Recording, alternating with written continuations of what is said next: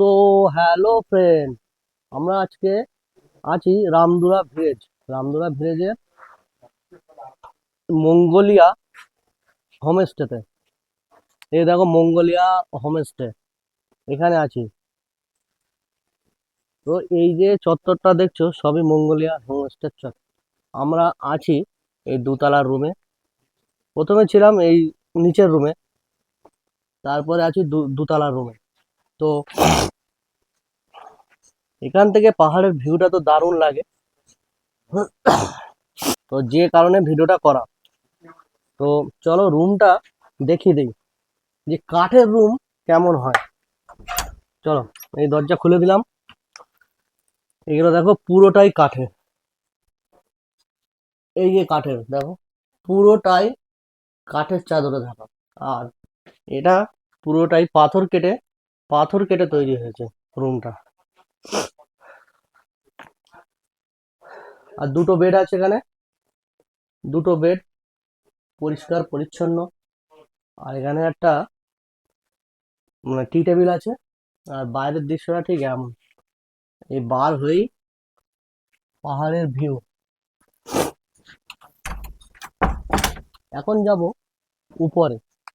তো চলো উপরের দিকে যাই, উপরের রুমটা একটু দেখাবো। আর সাইডে দেখো আবার সবজিও চাষ আছে, সবজি চাষ করা আছে।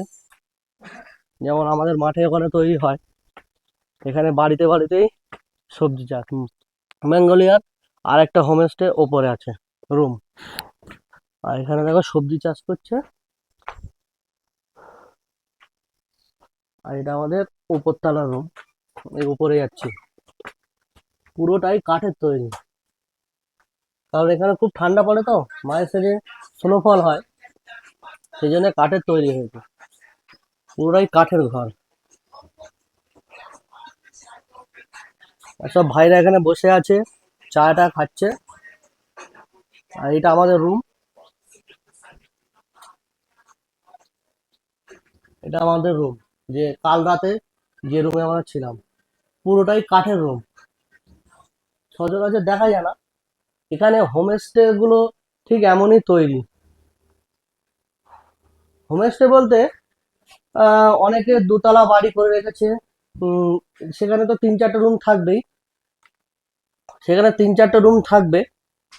তো তিন চারটে রুমে ওরা একটা রুমে থাকবে, আর আর দুটো রুম ওরা রেন্টে দিয়ে দেবে।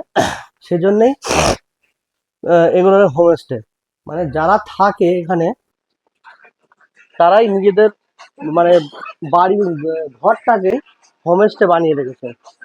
কারণ তিন চারটে রুমে তো থাকার অসম্ভব ব্যাপার, সেই জন্যে একটা রুমে ওরা থেকে আর তিনটে রুম ওরা ভাড়া দিয়ে দেয়, যাতে কিছু ইনকাম হয়। এখান থেকে ভিউটা দেখো জাস্ট।